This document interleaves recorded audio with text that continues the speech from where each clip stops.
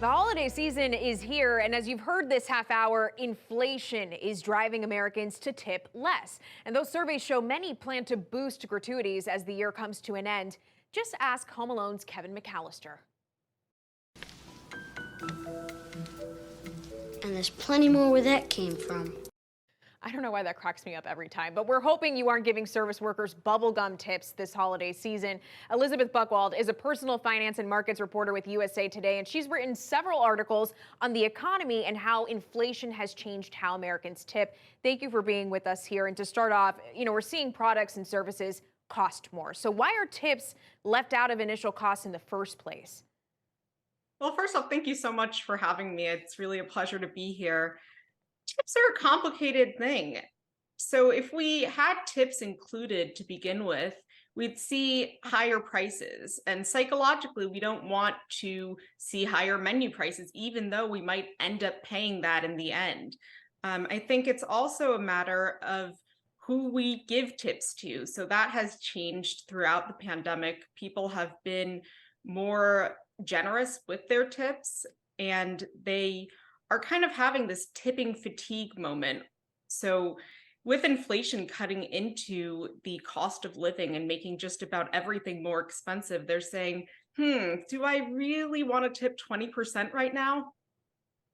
And they're really thinking about it and saying, I don't know. And I want to pull thread really quickly on what you just said, because you mentioned generosity. Have the last 2 years between the pandemic and inflation changed how Americans view tipping and frontline service work?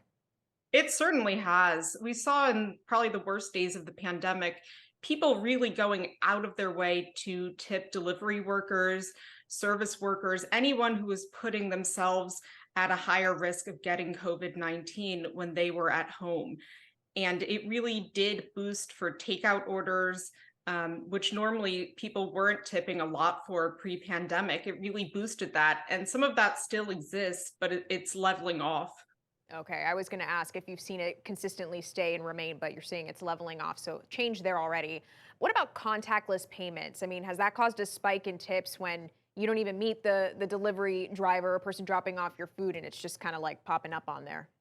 Yeah, what happened was with contactless payments, a lot of businesses added it for safety measures. So that's why we started to see more places asking, do you want to include a tip, that previously didn't ask for it? And with that, you're kind of compelled. It puts you in this awkward situation when that iPad flips over. Do you hit tip, no tip? Is the worker looking over at you? What did the guy do in front of you? So it definitely puts pressure on you. And then at the same time, the payment processing companies that offer these contactless payment systems have the incentive to get you to tip more because that increases their revenue. Well, Elisabeth Buchwald from USA Today, thank you for joining us on The Why. We appreciate it. Thank you so much.